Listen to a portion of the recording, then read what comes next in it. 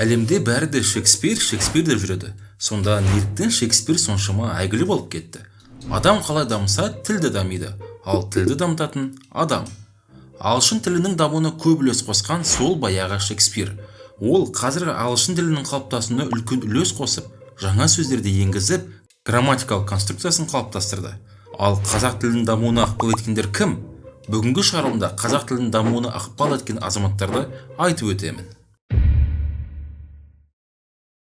Әрине, ең әуелі тілімізді сақтап дамытқан деп барша ата-бабаларымызды айта аламыз. Себебі ата-бабаларымыз қандай болмасын қиындыққа қарамай тілімізді сақтап қалды. Қазақта ауыз әдебиетінің де көркеюі барша ата-бабаларымыздың еңбегінің арқасы. Жекелі адамдарды айтатын болсақ, тілімізді көркейткен азаматтар жетерлік. Сәкен Сейфуллин, Шәкәрім Құдайбердіұлы, Мұхтар Әуезов, Ыбырай Алтынсарин, Ислам Жарылғапов, Бердібек Соқпақбаев, Рабиға Сыздық және тағы да басқалары. Ал осы шығарылымды бүгінгі күні аты халыққа тарай қоймаған Ғұмар Қараштан бастағым келеді. Ғұмар Қарашты Алашорда партиясының молдасы деп атайды. Ол 1911-1913 жылдары Қазақстан газетін шығаруға атсалысты. Кейін Қазақ газетінде, Мұғалім, Айқап журналдарында, Дұрыстық жолы газетінде өз мақалаларын жазып отырған. Ғұмар Қараш ұлт идеясын көтеру мәселесін жүйелі түрде жазған қаламгер.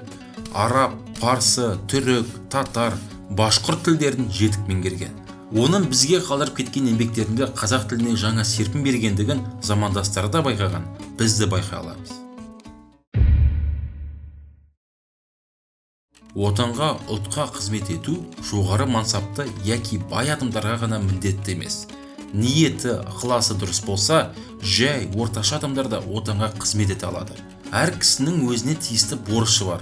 Әркім шамасы жеткенше қолынан келген істі атқарса болады. Жай адамдар өз міндеттерін адал атқарса, ол күрделі, ұлы істерінің бітуіне үлкен септігін тигізетін болар еді. Ғұмар Қараш, отан және ұлт реформасы мақаласынан.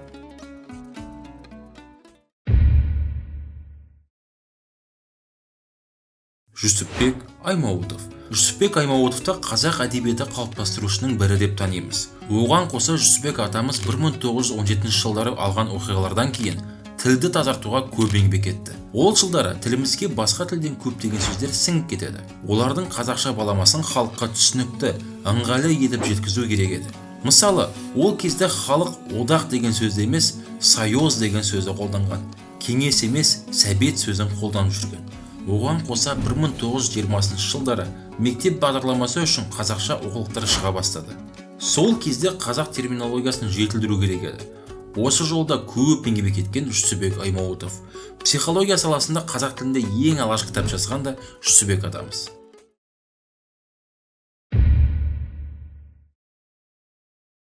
Ана тілі жүректің терең сырларын, басынан кешкен дәуірлерін, қысқасы жанның барлық толқындарын ұрпақтан ұрпаққа жеткізіп, сақтап отыратын қазына. Жүсіпбек Аймауытов.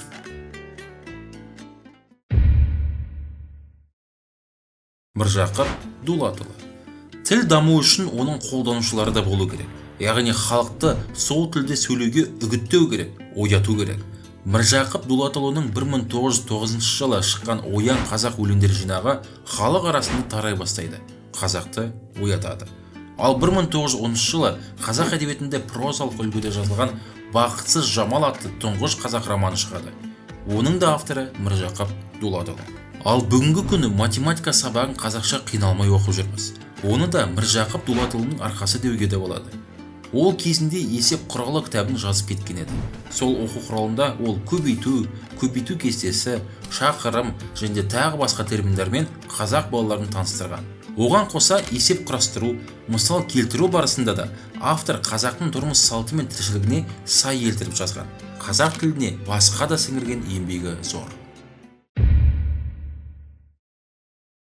Көзіңді аш, оян қазақ көтер басты, өткізбей қараңғыда бекер жасты, жер кетті, дін нашарлап, хал харам боп, қазағым енді жату жарамасты.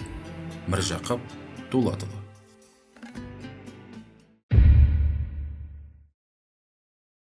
Абай Құнанбаев. Абай шын өмірде болмаған деген пікірлерді соңғы кездері жиі естіп отырамын. Негізі Абай шын өмірде болған, және де ол қазақ жазба әдебиетінің әдеби тілінің негізін салушы. Абай қазақ өлең үлгісін жаңаша тұрғыдан байыта түсті. Бірақ Абайды неліктен халық жақсы көріп кетті? Оған дейін қазақ поэзиясының өзінің құрылымы мен ырғағы болды. Абай қазақ поэзиясының жаңа үлгісін жасағанмен, қазақ тілінің ережелерін сақтап, музыкалық көркемдігін жалғастырды. Осыған байланысты да сол кездегі халық Абайдың өлеңдерін оқығанда жаңашылдықты байқаған, бірақ бейтаныс сезінбеген, қазаққа тән деп таныған. Абайды зерттей білсек, айтатын сөз көп. Оның поэзияға, тіл байлығына, қоғам сұрақтарына әкелген жаңалығы көп. Сол үшін де қазақ халқы ғасырлап Абайды танудан жалықпайды.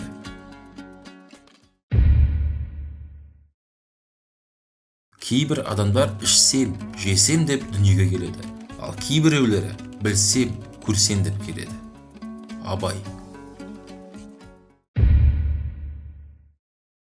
Ахмет Байтұрсынұлы. Қазақтың ұлт ұстазы. Егер мектепте балаларға сауат ашып, қазақ тілінің қыр-сырларын пән мұғалім түсіндірсе, осының бәрін жинақтап, қазақ тілінің қыр-сырын, заңын барша халыққа түсіндірген Ахмет Байтұрсынұлы. Ол қазақтың төл әліпбиін қалыптастырып, емле ережелерін бізге жазып кеткен. Оның жазған еңбектерінің арқасында қазақ тілі жоғалмай көркейе түсті. Орысша оқығандар орыс сөзінің жүйесіне дағдыланып үйренген. Ноғайша оқығандар ноғай сөзінің жүйесіне дағдыланып үйренген. Қазақ сөздерін алып, орыс я ноғай жүйесімен тізсе, әрине ол нағыз қазақша болып шықпайды. Сондай кемшілік болмас үшін әр жұрт баласын әуелінде өз тілінде оқытып, өз тілінде жазу, сызу үйретіп, өз тілінің жүйесін білдіріп, жолын танытып, балалар әбден дағдыланғаннан кейін басқаша оқыта бастайды. Біз де тілімізді бұзылмай сақталуын тілесек, өзгелерше әуелі ана тілімізбен оқытып, сонан соң басқаша оқытуға тиіспіз. Ахмет Байтұрсынұлы.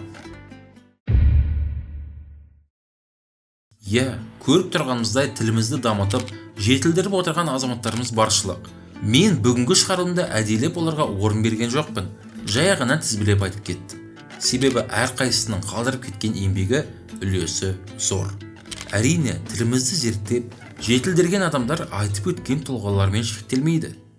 Сол себепті бейненің астында өз пікірлерінде жазып кетсеңдер болады. Сіздермен болған Тарих-Марих. Міндетті түрде лайк басып, WhatsApp группаларға репост жасап, аналарыңызға хабарласып, халін біліп, мектепте оқысандар сабақ оқытып, спортсмен болсандар жаттығып, дұрыс тамақтанып, түні бойы телефон шықмай, дұрыстап ұйықтап жүріңдер.